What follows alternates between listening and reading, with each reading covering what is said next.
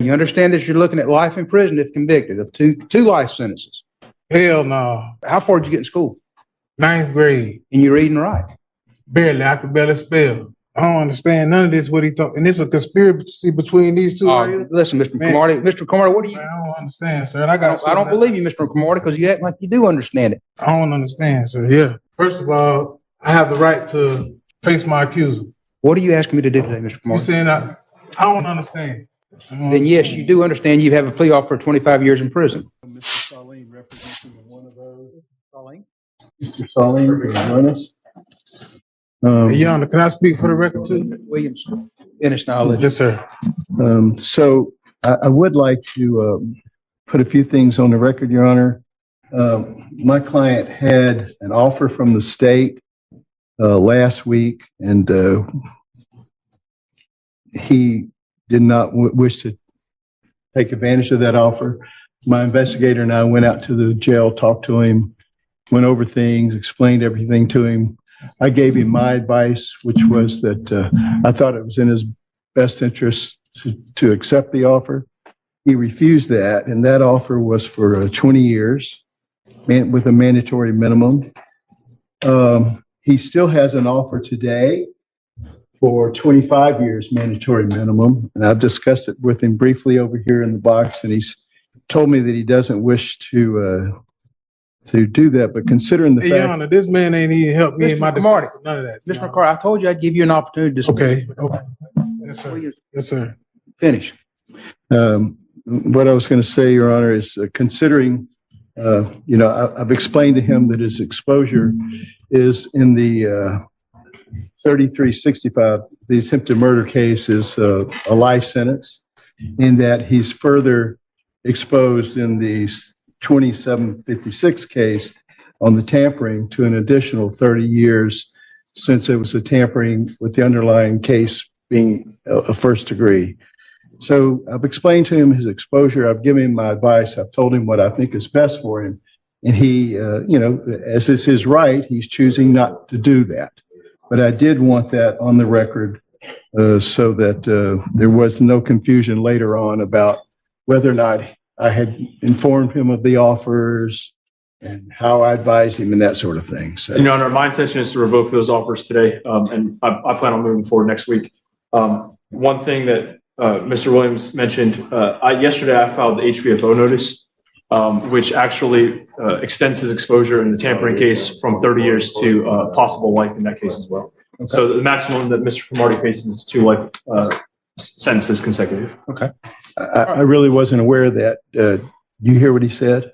Yes, sir. But so let me ask you this. Before the judge is going to give you a chance to talk. Okay. But in light of the fact that Mr. Sullivan has made this new filing, and now you have your maximum exposure is 2 life sentences, do you wish to reconsider your choices with regard to accepting the offer? I don't understand. I don't understand. And being him, being that he's representing me, we haven't even worked the defense in this case at all, period. Okay. The courtroom turned chaotic the second the defendant started accusing his own attorneys and the prosecutor of working together against him. After hearing that he could face 2 life sentences if convicted, the judge gave him one final chance to accept a 25-year plea deal. Instead, the defendant claimed he didn't understand anything happening and called the entire case a conspiracy. Things got even worse when he demanded both lawyers be removed and insisted he could represent himself at trial. But once the judge discovered the defendant could barely read or write and admitted he would learn how to try a case over the weekend, the courtroom went silent. The judge immediately shut it down and ruled he was not competent to represent himself. Jury trial was ordered to move forward anyway, leaving the defendant staring down the possibility of spending the rest of his life behind bars. And plus, let's take one thing. Do you understand that you've been off for 25 years in prison? I don't understand, sir. Yeah. Then yes, you do understand you have a plea offer for 25 years in prison.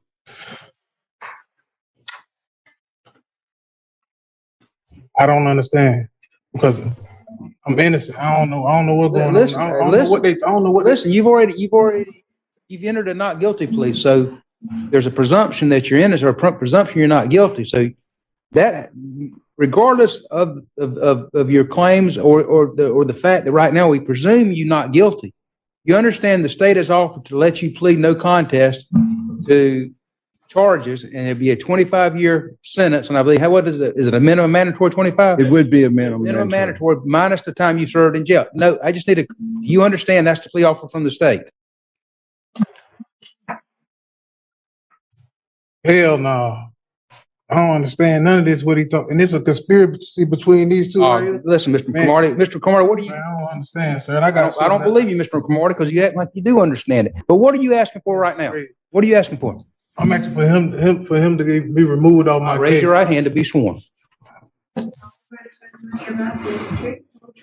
I do. Wait till the oath is done, sir. Do it again, madam. Sir. Raise your hand again. Solemnly swear the testimony you're about to give is the truth. Yes, ma'am. All right, Mr. Cromartie, state your name.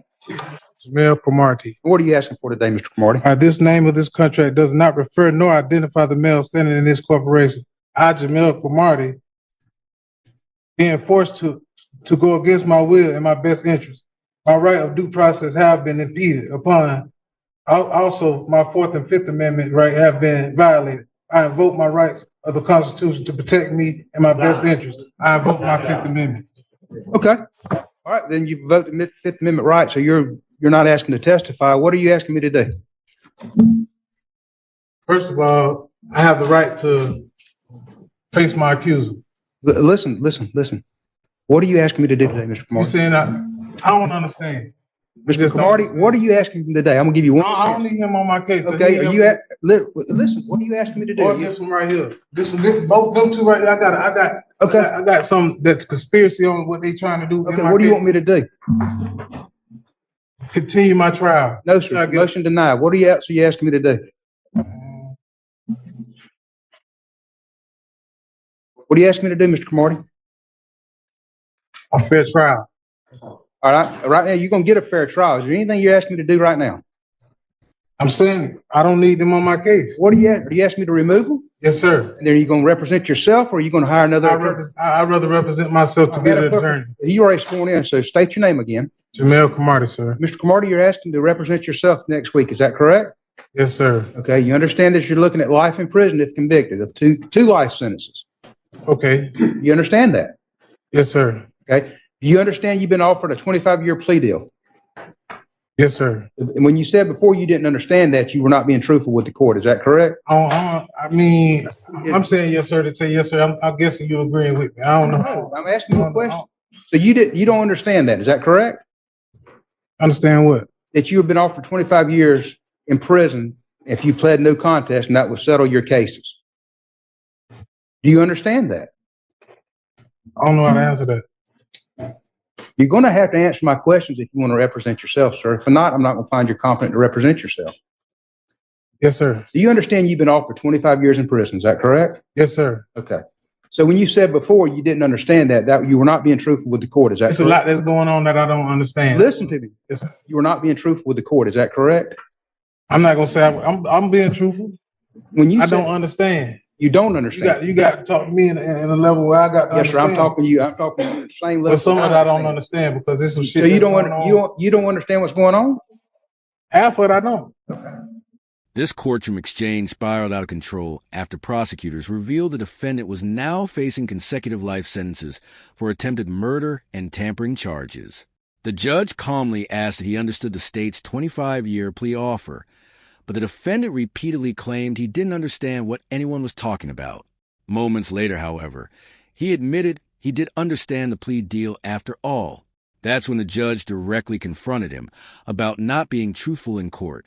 The defendant tried to backtrack, arguing that half of it made sense while the rest didn't. As tensions rose, he insisted he could defend himself better than his attorneys despite admitting he barely knew how to read or spell. The judge finally had enough and ruled there was no way he could handle a life sentence trial alone. The courtroom instantly shifted from confusion to complete disaster. How far did you get in school? 9th grade. And you read and write? Barely. I could barely spell. Okay. And do you understand if you represented yourself, you'd have to do everything a lawyer I'm gonna did? do what I can that I've been trying to do. Do you understand you'd have to do I do everything? better than him. Listen to me. If you want to represent yourself, you got to answer these questions. If not, I can't allow you to represent yourself. So I ain't trying to make a fool of myself, but Your Honor, I don't need them two on my case. okay. You can barely read and write. Is that correct? I learned. You're going to pick a jury Monday morning. I'm not continuing the case. And you're going to try the case next week if you represent yourself. Okay. And you read and write.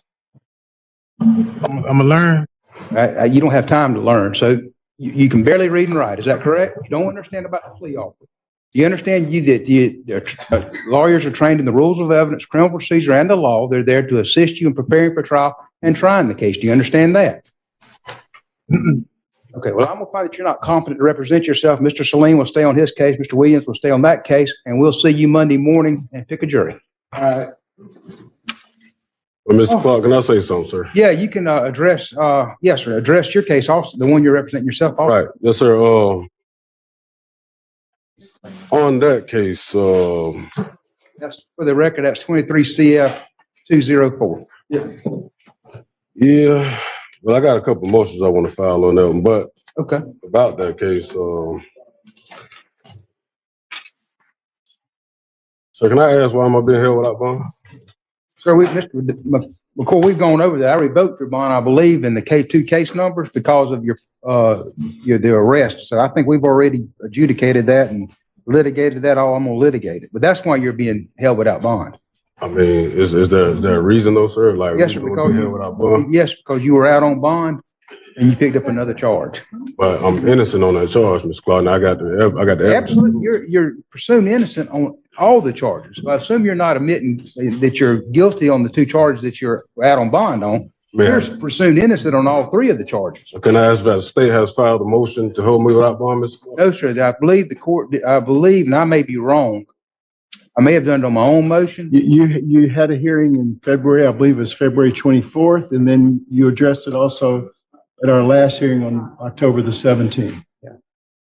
There was an order of revocation of release, and that was done by the first appearance judge on January 18th. So that judge held a hearing and revoked your bond, or issued basically a warrant and held you without bond. So that and I upheld that.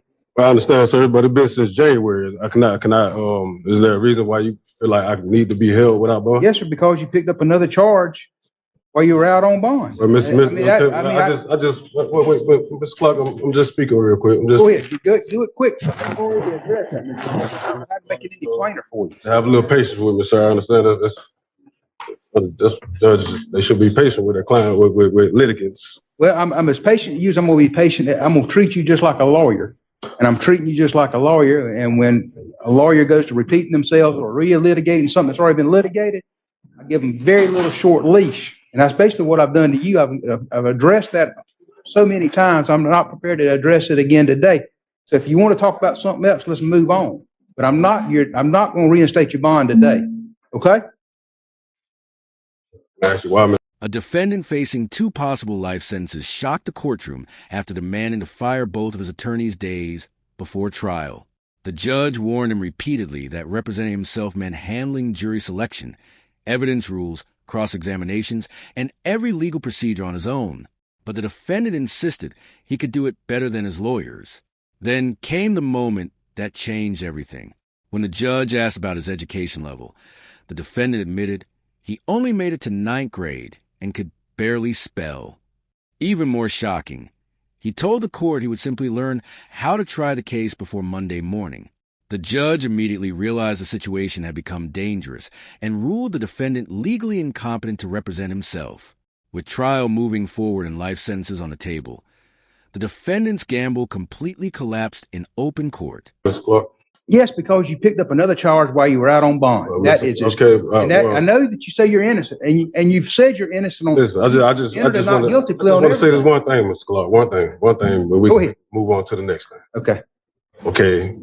What makes me different from the person that you released last month? I don't know. I picked up a driving on suspended license charge. I got no idea. He had battery on the police officer. Listen to me. I'm not going to compare you to other. Battery on the police officer. I'm not going to compare you to other cases right now because I can't remember. It's not fair to me. I don't know why I did what I did. I've been in jail. This case been going on. Let's move on. I've answered your question. What else is there? Go ahead. Sitting in jail for 3 years, Mr. I Clark. understand, but tell me what else. No, you ain't sat in jail for 3 years. This was the Yeah, for a few months when I caught that BS charge, but I got can't help total that. time before 3 years in jail. Let's go. What else we need to do? Set me up for a bond here. Okay, December 19th at 9 o'clock. Okay, well, wait a minute. I ain't done yet. I still got some motions I want to file. Okay, you can file them. Now, have you got copies for the state? Yeah, I got copies for the state. Okay, too. you need to provide I guess it's Mr. Ferrer. Oh yeah. What about on my new case? Okay, on my new case. No. I never had a driver's license, right, in my life.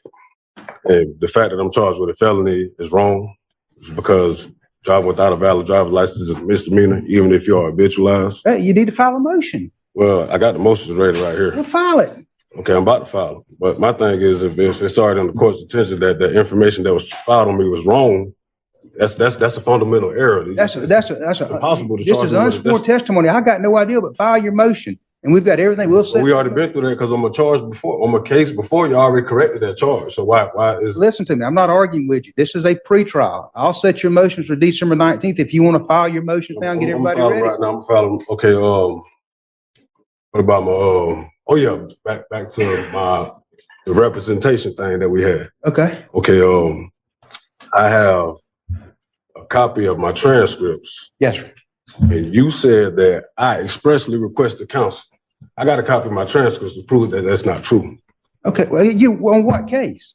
On my 23 case, I got a copy. You represent yourself on that. No, but you made me redo it. I had you denied all my motions. What is your relief? What relief are you asking? My relief is that I want my motions to be heard that was denied. December under 19th. Booker versus State. Look, we're gonna set the pre-trials for January 18th. Listen, Mr. McCoy, you're hearing this over with today. I've listened to everything I'm gonna listen to. We'll set your motions. If you want to file them right now, give the state their copies December 19th at 9 o'clock for the motion. I'm assuming it's a motion to reinstate bond. It may be a motion to It's a motion for dismiss. Motion to discharge and the motion for notice. All right, file them, and we'll set it for December 19th. We're gonna set we're gonna set everything for January 18th. Let me get my motions ready. I ain't ready to be pulled out yet. I got to get a state. No, sir. That you can hand it to them, but you're hearing over with today.